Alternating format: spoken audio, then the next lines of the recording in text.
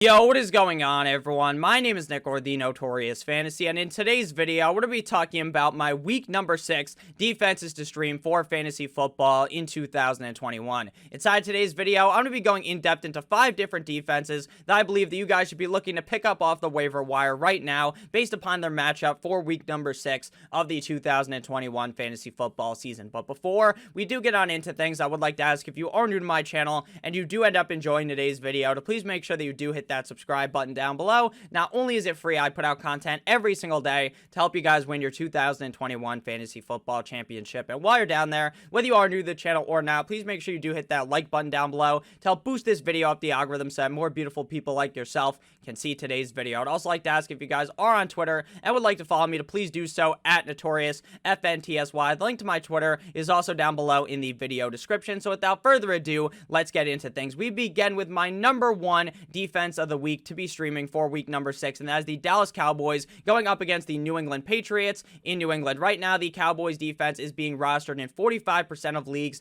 on NFL.com. If you play on CBS, you play on ESPN, you play on Yahoo, you play on another platform that's not NFL.com, then the roster percentage is going to be slightly different. The Dallas Cowboys defense looked fantastic up against the New York Football Giants offense last week. They had 2 INTs, 1 touchdown, and 20 points allowed. Now, I understand that the Giants offense was without Daniel Jones for a lot of the game because he ended up getting hurt. They were without Saquon Barkley because of Saquon Barkley's ankle injury. They were without Kenny Golladay in that game for a lot of the game as well. They were without Darius Slayton and Sterling Shepard to start the game. So this was certainly a watered-down Giants offense, but at the end of the day, the Dallas Cowboys defense is still one of the better defenses in the NFL. There was a complete and utter shift in this defense from being one of the worst defenses in all of the NFL last season to this year. It is night and day, and the Dallas Cowboys defense is a fierce defense, and I believe they are going to play very well up against the Patriots offense, and that Patriots offense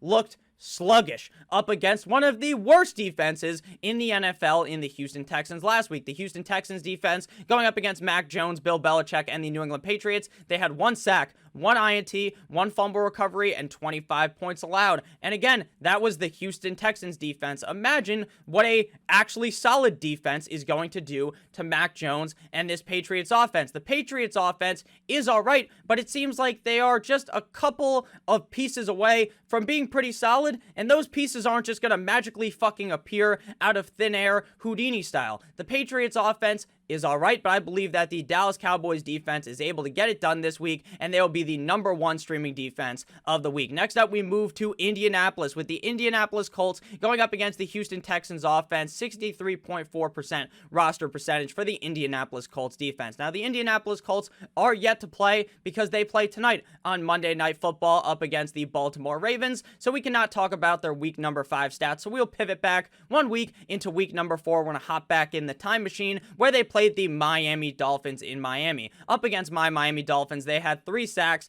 2 fumble recoveries, and 17 points allowed. Now, I'm not here to tell you that the Indianapolis Colts defense is the best defense to ever walk on earth, because they are far from that. But at the end of the day, in fantasy football, so much of the defense that you're streaming is because of their matchup. The Houston Texans offense looked all right up against the Patriots, especially at the beginning of the game. Things were going all well, but then towards the end of the game, things started to slow down. I don't think the Houston Texans have all that great of an offense. Davis Mills, to me, is just another fucking name in the NFL. Once Tyrod Taylor comes back, once they end up drafting someone next year, that's a guy you'll probably never hear of again.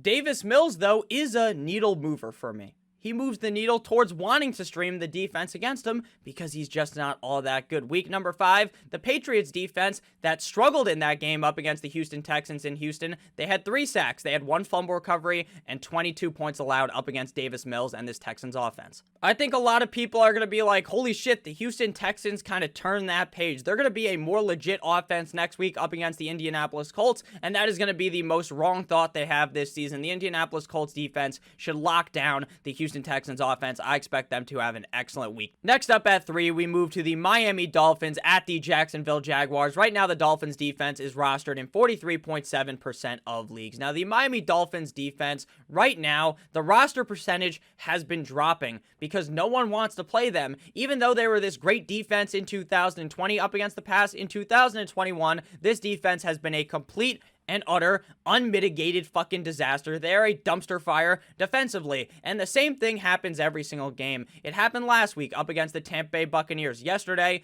in that game, you see that the defense starts off not looking terrible, right? They're kind of keeping the Dolphins in the game. And then once the Bucs just eke away because the Dolphins defense can't do anything, then they just give up. But this week, the belief is that Tua Tagovailoa is going to return for the Dolphins. And as a Dolphins fan, I believe that Tua Tagovailoa will be able to keep this game close enough for the Dolphins defense to actually stay awake and not fall asleep and just let the other team pound us, not even quietly into the night, pound us roughly into the night. That's what happens every single fucking game when Jacoby Brissett was under center. The defense looks good at the beginning of the game, and then by halftime, they give up because Jacoby Brissett is giving them nothing. So my assumption is that if Tua Tagovailoa ends up playing this week, which is I believe he will, then the Jacksonville Jaguars offense may struggle to move the ball up against the Dolphins if the Dolphins offense is able to actually show up and get it up in this game. Week 5, the Tennessee Titans defense up against the Jacksonville Jaguars. They had 2 sacks, 1 INT, 1 fumble recovery, 1 touchdown, and 19 points allowed. And again, the Tennessee Titans defense isn't very good.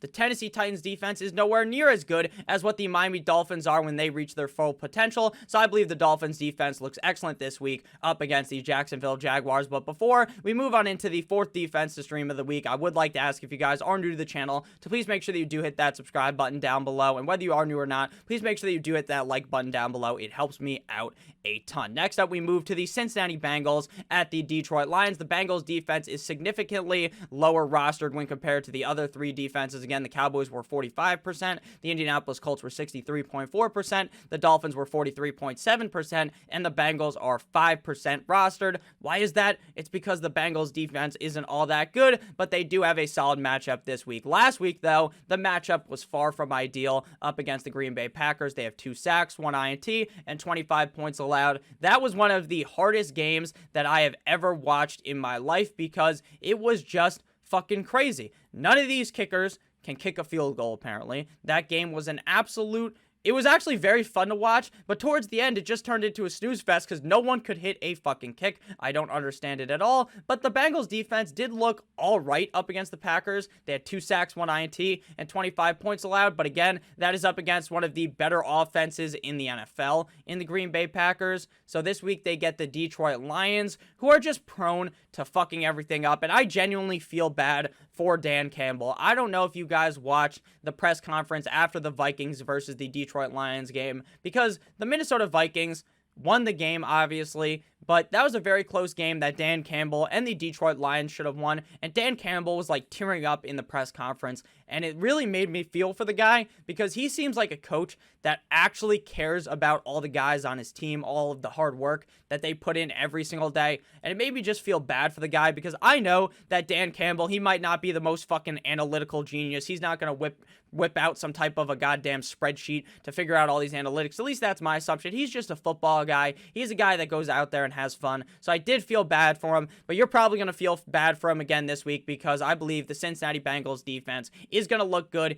even if as a unit, they are far from superior. Week 5, the Minnesota Vikings defense up against the Detroit Lions. They had 4 sacks, 1 INT, 1 fumble recovery, and 17 points allowed. And again, the Minnesota Vikings defense, they're also not the greatest defense to ever walk the earth. So I do expect the Cincinnati Bengals to have a solid spot here up against the Detroit Lions, even with not the hottest of defenses. Final defense to talk about here is the Green Bay Packers going up against the Chi-Town Bears in Chicago. Right now, the Packers defense is rostered in 33.5% of league. So last week, I severely underrated the Packers defense because they were banged up. And I was like, you know what? Maybe this won't go too well up against the Cincinnati Bengals. Maybe this could turn into a shootout, a back and forth game where both teams are able to put up big points. Joe Burrow got laid out in that game. I'm surprised he isn't hurt for a very long time. He ends up getting up and coming back into the game. That just shows how much heart Joe Burrow has. Comes back into the game and plays pretty well the rest of the game, but the Packers defense still looked pretty good. They had 3 sacks in this game, 2 INTs, and 22 points allowed. And this week they're going up against the Bears offense, I should say, and the Bears offense doesn't look amazing. The Raiders defense played terrible. up against the Chicago Bears last week. They had 2 sacks and 20 points allowed in that game. And offensively, the Raiders looked just as bad because they looked like a shell of what they were the first 4 weeks of the season. Even in that tough game up against the Chargers, at least they showed some resilience to try to come back and fight into that game. In week number 5, they got bent over by the Chicago Bears. So, with that said, I think the Bears don't have all that great of an offense with Justin Fields. It seems like not everything is put into position. Now, Damian Williams filled in quite well for David Montgomery, just as I predicted, but I'm not too sure that it's going to all completely click up against the Packers defense. So that's why I got the Packers at number 5. This week, there were not too many options that I was super in love with to stream at the defensive position. I really like the Cowboys, I really like the Colts, and I really like the Dolphins, but the Bengals and the Packers, sure, I like them, but I just don't feel as 100% certain with them. And I'm just being honest with you guys, just being transparent, because normally there are 5 defenses every single week that I feel very strong about, and this week that was not the case. So thank you guys all so much for watching today's video. If you did end up enjoying, please make sure that you do hit that subscribe button down below if you are new, and whether you are new or not, make sure you hit that like button down below. I would appreciate it a ton. I love each and every single one of you guys. Thank you for all the support recently. I do hope you guys have a great rest of your guys' day. As always, goodbye.